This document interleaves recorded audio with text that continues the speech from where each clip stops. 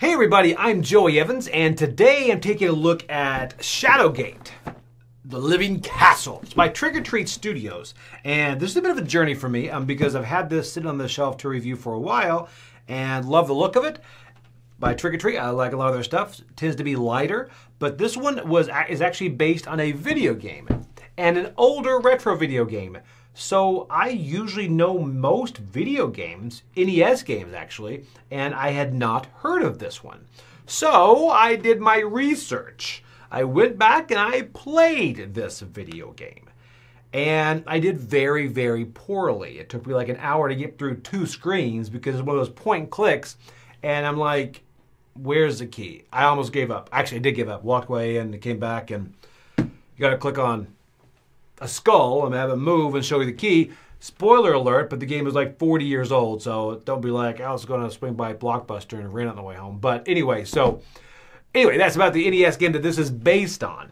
So this is based on a game, but first off, before I tell you what I thought about it, let's see a little bit about how it's played. Okay, we are set up for a game of Shadowgate, the Living Castle here. First off, this does not really fit in screen here, so I'm going to try to kind of show you. This is going to be useful towards the end, but I'll slide you up so you can see the quests now. All right, so because the quests are what it's all about. Pretty much, let me explain this game. It is going to be all about XP. It looks like you're going to be battling, which you are, but you're going to be completing quests. They're going to give you experience points. They're listed up here. They're going to go in your completed quests, and at the end, you want to have the most XP with your completed quests and your items in the inventory. So how do you play that? Well, let's go through that. Again, this is just a quick overview just to kind of give you the flow of the game so you kind of know how the game works. I'm not going to go into all the real details, but first off, we'll go ahead and show you how this works. We have Quest 1. Quest 1s are the only ones that are open. 2 and 3 are locked. They are going to be unlocked as these quests start coming. There's going to be one in here, which is actually, I put it on the bottom, Cavern Stairway, and that tells you that you're going to remove this lock and then also bring out a gin riddle that you can solve, and then that's how these are going to be unlocked. Each of these are going to have a card that unlocks the next one, then finally moves you on to the final quest, which is up here. Wait, right there. And that is going to be the final boss that you do fight. So how does that happen? Luckily, take a look at that. They have got a player aid right here that tells everything you go through. So there's going to be 5 phases in each turn. First off is going to be the equip phase. You start off with 2 items right here, and the items are going to have different symbols. Those are going to tell you where they can be equipped. Now, these don't cost anything. These are in your inventory. Your inventory is also face up because you can trade with other people if you're seeking something out. So first off, you're going to equip phase. So we're going to go ahead and we're going to equip, I'm going to put my crossbow. This is yellow, so I'm going to place it here. I now have a crossbow. Discard to pay +1 for a quest card to get +1 shield. And then right here, discard this card to pay one of these for a quest card. So let's take a look. And that will go and equip right here. Also, there are going to be different characters here. Anything with a star is going to be a starter character to kind of learn the game, and there's a lot more in the box. So first off, we've got the equip. So we've decided what to equip, and we've set it up here. Next is the action phase. The action phase, some of these items will allow you to do something on your turn. Something else you can do is answer a gin riddle. None of these have appeared yet, but again, this is part of the fun is experiencing these for the first time. But what these are going to do is they're going to tell you, let's see here, I'm going to grab one here. They're going to give you a different riddle, and they're going to tell you exactly what they need. For example, this one, ask for a coin card. All right, if you have the coin card in your inventory, you can, when this is placed here, you can place it there, and then you're going to get this in your completed quest, and you're also going to get the reward right there, which is 4 more items. All right, so these, all the gin riddles, they do have a riddle on there, but it does tell you what card they need. So those are going to come up throughout the game. This is also when you can trade from your inventory with another player at the table to kind of get what you need to kind of fit your character more. Okay, and then we're going to go to the quest phase, which is the 3rd phase. And this is kind of the meat of the game here. That's how you get these cards, which are all quest 1s. So you're going to see right down here is the cost. Each of these have a cost, all right? So this is your number. Your base traits are here. You've got strength, then a resourcefulness, and mental. right there. So you're going to see which one you're good at. Right here, I'm really good at resource right here, but that's this one right here. There's a 3. So I'll tell you what, I'm going to go for this one right here. This is a shrine alcove. I've got 2. I can choose to roll these die here. So if I roll these, I need a 1 to show up. These are pretty much D3s. They've got a skull, which is 0. They've got 1 and 2. So I'm going to roll these. There we go. And that is 0, 0. And that means I did fail that. And because I failed that was pretty impressive. I did that just for you. It showed how bad you could roll. You're welcome. So right here, since I did not get it, I'm going to get right there the penalty for trying and missing, and that is a death card. That is one thing. You don't actually die in this game, but you do get these death cards, which are -5 points at the end. So we place them here, so they're going to take XP away. In the standard mode, you don't die. You can have these stack up. In a different mode, you actually would die if you had 5 of those. But now, say for instance that I did roll this and I passed, just like this.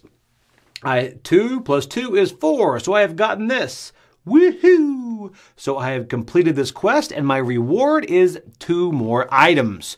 So I get 2 more items and place them here to complete this quest. There we go. And then I will replace this right here, and this is another one. Now, something else you could do with the quest phase, like I mentioned, you can obviously fulfill a quest, but something else you can do is cycle a quest. So say it's the beginning of my quest phase and there's nothing out there I really want to do, I can cycle one out. So take this one, place it on the bottom, and then draw another one to go on top, just like this. All right, and I can do that once and then do a quest, or I could possibly do that twice. I don't get to do a quest, but then I cycle it out twice. That way that keeps this kind of flowing. Everything here also has different costs. Let's go through these for a moment. This right here, the cost of this is one particular puzzle item. This is looking for runes scribed gear. And this is looking for the skeleton key. Now also you'll notice this one was here before. This is actually looking for one of these tokens right here. So you have to have that. And if you have that, you can complete the quest. And one other punishment you're going to notice up here too is the torch. The torch, if you fail, you're going to slide this down 1 to 9. Why does this matter? Well, this is going to go down, and once it gets down to a certain point below here, then you are going to have to roll one of these die, just like that, and then you would take one of these tokens from here and place it here, and everyone gets -1 to that trait. So that's going to happen as you go lower, so you want to kind of keep that torch higher. And if you ever hit this, everyone gets a death card and it resets back up here. So you're going to kind of want to keep that torch higher when you can. But it also is going to go ahead and move down at the end of the round. Once everybody goes, it's going to move down 1 anyway. But there are items that can kind of add you more light and move that forward. So keep an eye on that torch as well. Okay, then after the quest phase, you can go to the resolve phase. And again, you can answer a Djinn riddle if you have that one shown up or you happen to have that item or card. And then also you can trade with someone else if you did not trade during the action phase. And then you go into the end phase. And the end phase is actually when you're going to go ahead, if you did complete this one, this is when you would actually refill it. I went ahead and did that for the camera anyway to see more stuff come out. But the end phase is when you would refill this.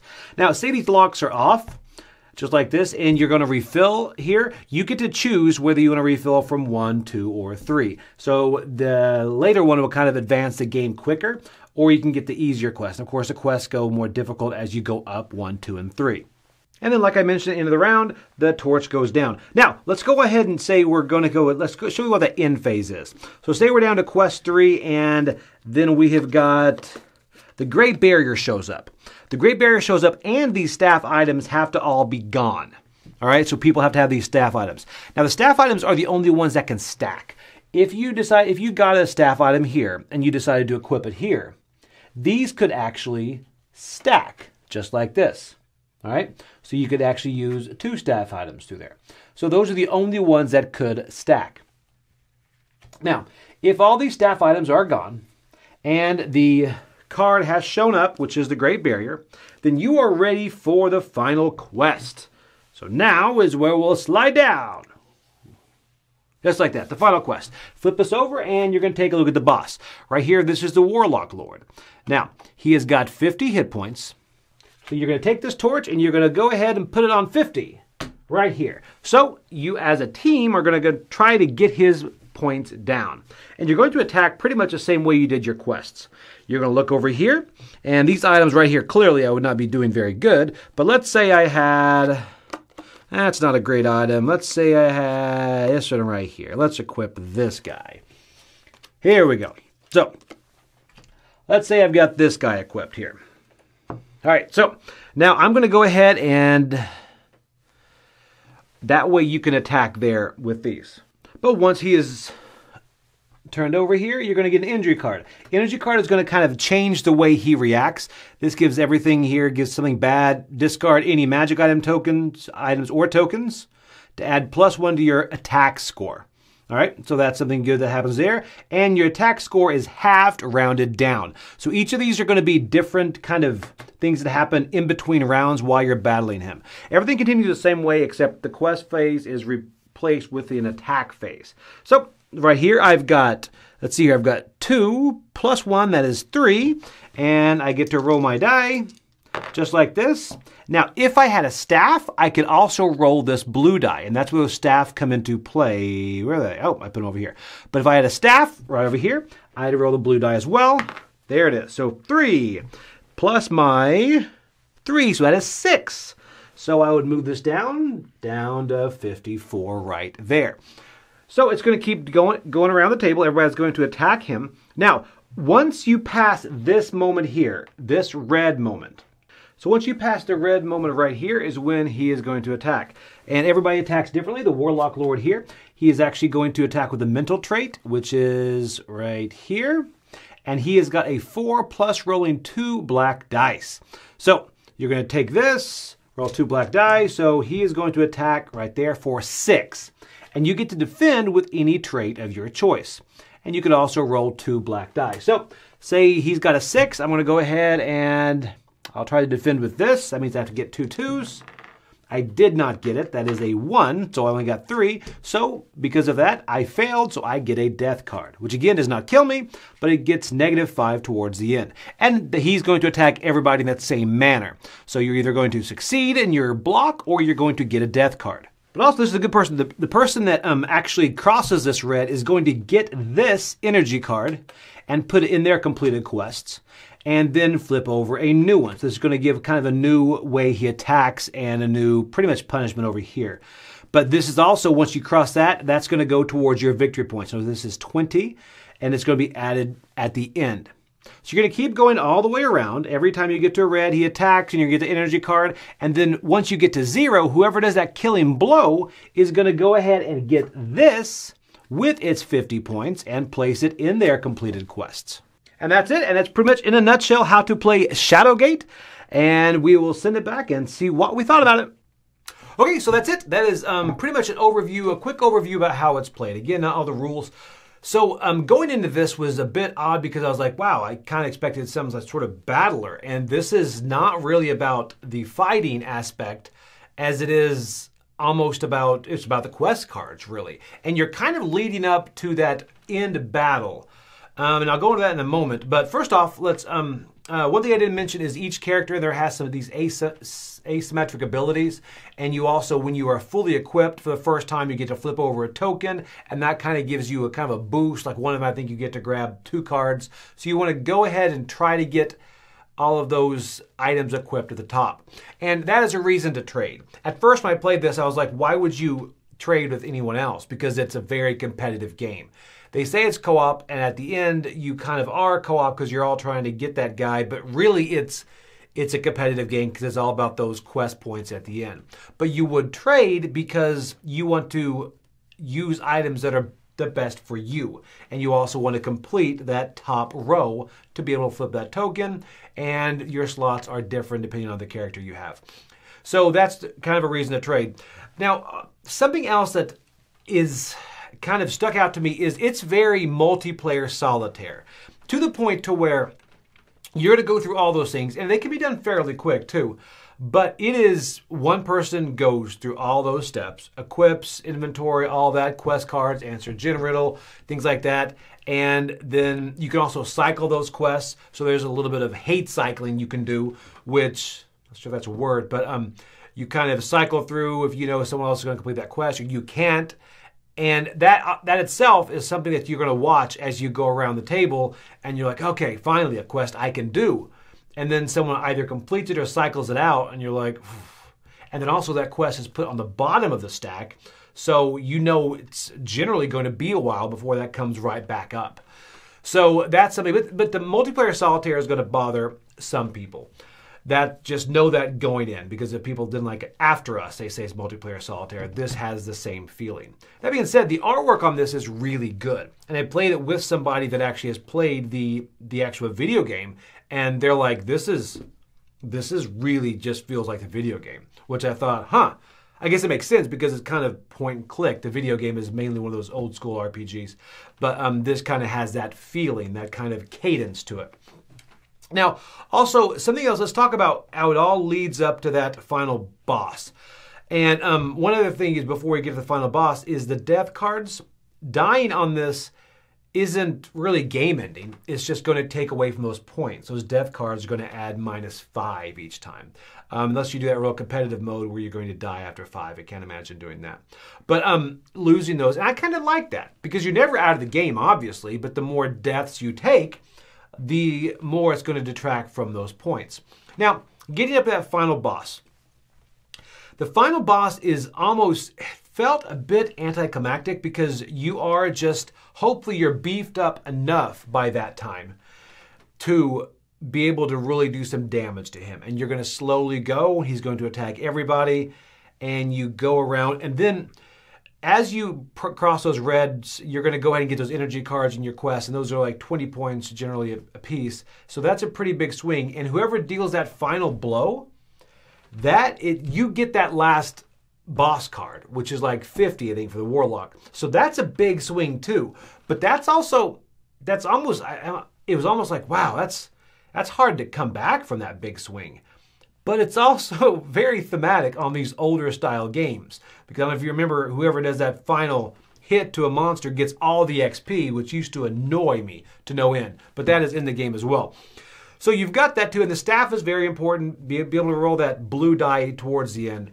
So taking all that into account, I like the look of this. I think it's enjoyable. The one thing is the multiplayer solitaire is probably my biggest gripe on this.